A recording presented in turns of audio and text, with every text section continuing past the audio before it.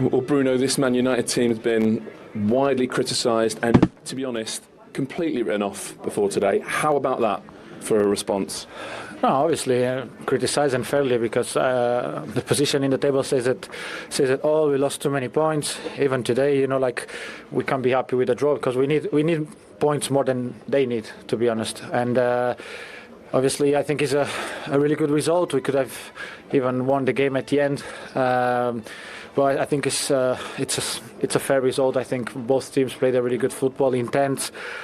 Some good chances from both sides, but we can't be satisfied, to be honest. And I'm pretty upset because if we show this today here at Anfield against Liverpool, that is first in the league, that is being probably the outstanding team in the Premier League this season, why we can't do this every week? And it frustrates me for first because I think finally I did a proper performance overall, and we need to be aware, and we said it before the game. We need much more from ourselves to get something from this season. We need to put some pride out because it ain't enough for us. So, do you have an answer to your own question? Where has that been? No, it's been here. It's been here, but it's not coming through. Today it came, but we now need to look forward. We did 1 point. Obviously, being 2-1, then scoring, it's always good to get a point, but we need more. We need more, and now we have a FA Cup game against Arsenal. That's going to be really, really tough again.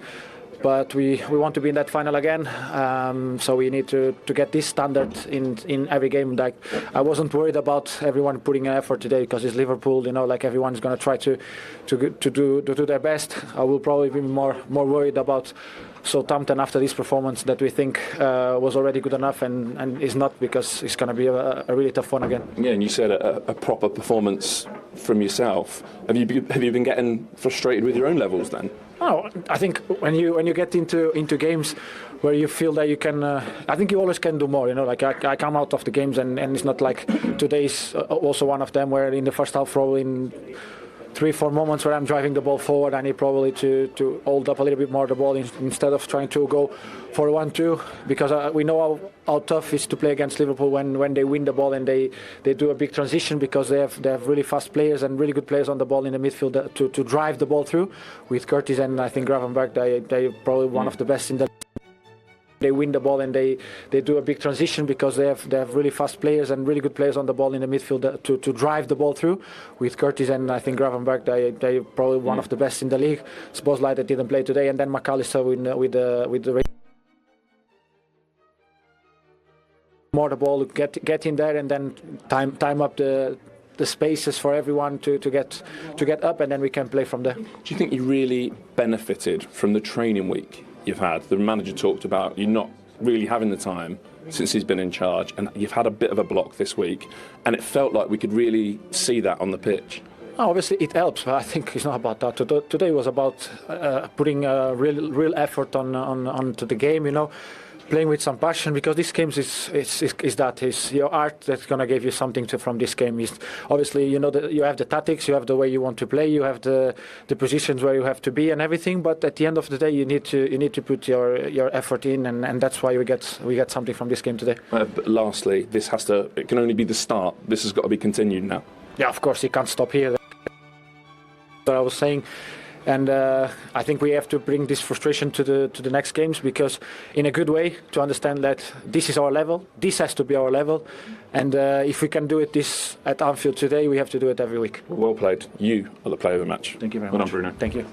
Captain Paulie says that was a proper performance. So go back to Monday and today. What's the difference for you? Why so much better today? I think personnel makes a big difference. I think the middle of the pitch is always an important area. I'm not just saying because I played in there, but I always think it's the most important area of the pitch. And Monday obviously wasn't right. We knew before the game, looking at the team we picked, it was never going to cope with the energy of Newcastle. Today we knew we had half a chance with Agati and Mainu. And I actually think Casemiro and Eriksen could probably play with Agati as well. I don't think. You don't just rule them out, just playing them together. It's a no-no. You mentioned effort there, didn't you? A lot effort in the smaller games that they can't seem to get themselves up for them games. For some reason, I don't know why, but I think he's right. That was a proper performance today. Go to Anfield and go toe-to-toe with the best team. As I say, they beat Manchester City, who have been the best team for 4 or 5 years. But that performance was nothing like this. This was better. And I know they didn't win the game like they did at City, but I take more out of that performance than actually winning against the champions. I think now, as he said, that's a blueprint. That's the way they have to go forward. They have to follow up now. That's the standard, as he said. But I think the manager, by now, he should know all his players. I think he's chopped and changed so much. I think now there's a... Is that pretty close to what you think is available his best team today? Yeah, it has to be. Who else can come into that? Luke Shaw, if he's possibly fit. Euro to right outside centre half. Garnacho possibly, but not quite. I don't think he gets into it. But so then, do you want to see him continue, fitness permitting, with that sort of 9 or 10 of that 11 we've seen today for a consistent period? If them 11 are fit, they have to play until players perform badly and they don't get into the team. Yeah, exactly. Now that is the standard that they've set. That's the standard that they've got to reach in games to come, and I don't see any reason why they can't do it. Yeah, I mean, games to come will be different. Of course, as Scholes, you mentioned, that's as good as it gets from an opponent's point of view. You're playing against one of the best teams in the world in Liverpool, in their backyard. That's as tough a test as it comes. Bruno Fernandes mentioned Southampton. When you're playing these teams, exactly, you're going to have much more of the ball this time. It's a totally different game to what it is today. Today is getting up against it, being brave, taking the ball, taking the sting out of the game. But the effort levels is what Paul's talking about, isn't it? That we haven't always seen in those Bournemouths at home when they've been losing, Wolves, etc. Yeah, it's dangerous to go down the effort route, I think. Quality of play, yes. He went down that route himself, didn't he? He did. He said we've got to keep team. We've got to keep those levels. But I never heard him say we don't try against other teams. It's. No, but I think he was hinting that Liverpool away, you're obviously up for it more than perhaps Southampton at home. It's a different game. I find it hard to believe that a team that have won nothing for a good while. Okay, they won a cup last year, but they're not a winning machine at the moment. I find it hard to believe that they can have their ups and downs in terms of, well, turn it on in this game and not in others. I think the opponent has a massive influence, not on how much you try, it's just the way the game unfolds and the demands of that game. But the quality and the personnel, as Paul says, that changes from game to game. And now they're playing Southampton next, let's say, or the next league game. That's a totally different kettle of fish to going away to Anfield. Now you're on the front foot.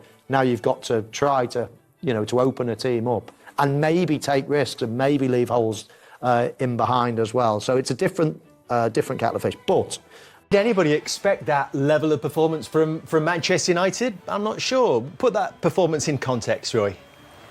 Well, obviously a surprise to me. I said before the game, I just looked at the whole team. I looked at their performances recently, the lack of goals. You gave them no chance? Yeah, I did.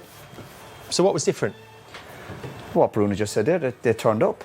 He said they showed a bit of passion. But obviously the argument to all of this stuff, and I don't want to take away from United today, is to do that in the other games. They've done it at City recently. You can't just pick and choose when you want to turn up for a game at Man United and have passion today, and it's typical questions asking a player after a match going, well, how come you can't do it week in, week out? He's just a player himself. But when you're a senior player, the key is to turn up for every game with that passion and that quality. And they showed the quality today. And I don't think anyone would have predicted Man United probably certainly scoring 2 goals today and nearly won it at the end. Liverpool had their chances, of course they did, and I'll take my hat off to United today. They showed a bit of passion, lots of quality, a bit of fight, and they kind of showed what playing for Man United is all about. But the key is, obviously, they've got to back it up. They've got to back it up. In the next week, obviously, the Arsenal in the Cup next, they've got to turn up with the same attitude, the same level of performance, the same fighting spirit, and then you've got a chance of winning matches. Do you think they surprised Liverpool with their level today? Yes, but when I listened to Arne Slot's interview before the game, he said they've got the players and they've got the talent in the squad, but the performances haven't, garnered the results.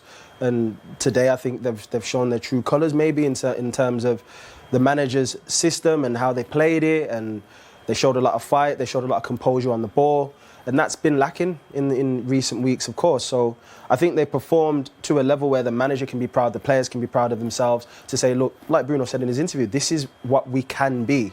But in turn, you have to do that every single week. You can't pick and choose against the bigger teams. You say, OK, all eyes are on us today, lads. We're going to perform and give our best games. But when you're playing against the lesser teams, when you're expected to get the results and you're expected to create things and they don't respect you or you don't respect them as much, that's when you've got to put those teams away. And United should come out with... I hope the message coming out from United over the next few days is also that, listen, we actually still have that belief. I know the manager spoke before the game about they're anxious and they're nervous, but the players have to come up with a message. We still believe we can turn in them type of performances. We have seen them before. The problem is they don't do it week in, week out. Far from it. They're very inconsistent. You should look at the league table and the goals against. It's so bad. It's unbelievable. But the players, you ask for honesty from your group of players, but I don't think this group of players are honest.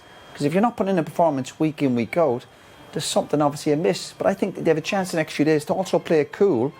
Everyone will be criticising Liverpool now, but Liverpool also, no need to panic from Liverpool's point of view. It's another point, it's another game, and listen, they could have won it themselves. But United shouldn't get too excited. As a Man United player, coming to certain stadiums, getting results, like against Man City, 3 or 4 weeks ago, and also send that message going, listen, there's still a bit of trust amongst us that we can get results. Brilliant game of football, Tim. What are Manchester United taking away from that? I think from their levels have been so up and down, but Ruben Amorim, that's a signature performance since he's been in charge. And I think every manager needs that. Every time a new manager comes in, I've heard it before, that you'll have a game like that and they'll say, right, that's the level, that's the standard. So when we train, we'll train to that standard. When we step on the pitch, every single game here on after, that has to be the standard, because I know now you're capable of doing it. So that's a good thing, and I thought they played really well. Graham talked about character, he talked about personality, maybe as important, if not more, than the point they take away. Well, I think they take so much away. They take more away from the game than Liverpool do, obviously. You know, with a couple of defensive issues we'll talk about in the highlights. I mean, just a huge emotional effort from Manchester United. The players owed the fans that.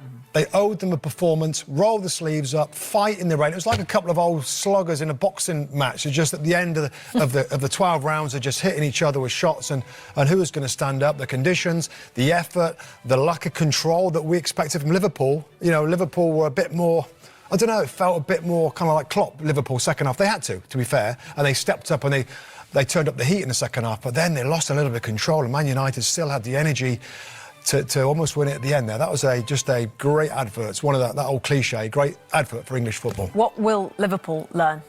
Well, it's just such a big game. I think Liverpool know who they are. I do. I think they know who they are. They're in big moments, and I think what they learned is they didn't end up losing the game, which they could have.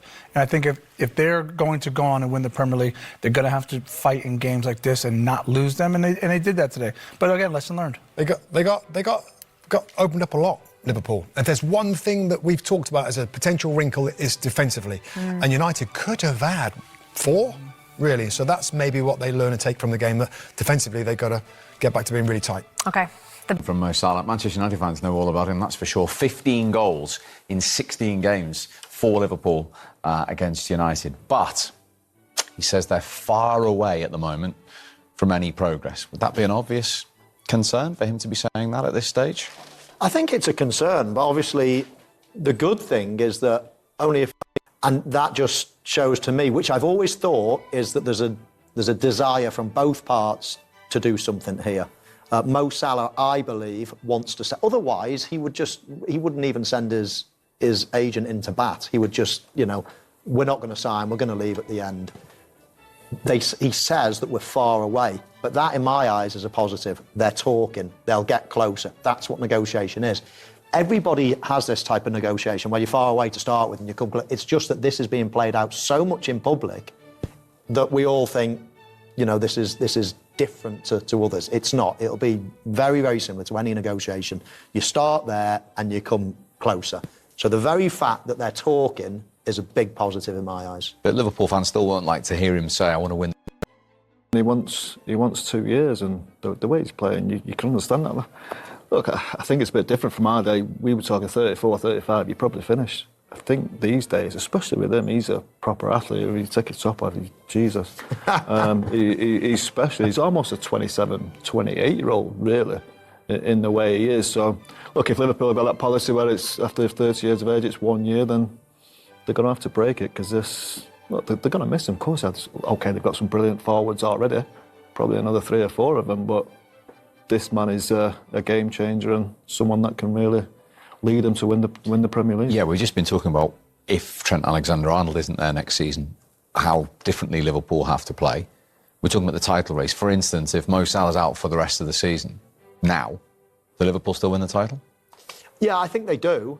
Personally, I think Trent Alexander-Arnold is going to go and Mo Salah and Virgil van Dijk are going to stay. That's my feeling right at the outset, and that continues to be my feeling now. Would you settle for that now? Yes. Yes, because I think it's pretty likely now that Trent's going to go. So to get... Why do you say that? Because he... There's a the lure of the white shirt. Made the same move, yeah, exactly. Yeah, I suppose. Yeah, that's a big thing. Well, it got in your head, didn't it, the white shirt? Absolutely, yeah. I mean, you know, and it's out there that there's different noises coming out with Mo Salah. The noises of Mo Salah are... Madrid officially came in for him the other day, and there's no talk of, oh no, he's asking for this, and if he doesn't get it, then he's going to... There's none of that talk. What do you think it's he should very do? different. Trent. What would you advise him to do if you were his brother? I think it's so personal preference. One thing I do believe is that if he goes, he should absolutely still be thought of in a great way. This is... You Will he get be one crack at it. Will he be? Possibly it might scar some Liverpool fans thinking, you know, what more do you want? We're the best team in the world probably at the moment. You're winning all these trophies. You could be a legend forever and ever and ever.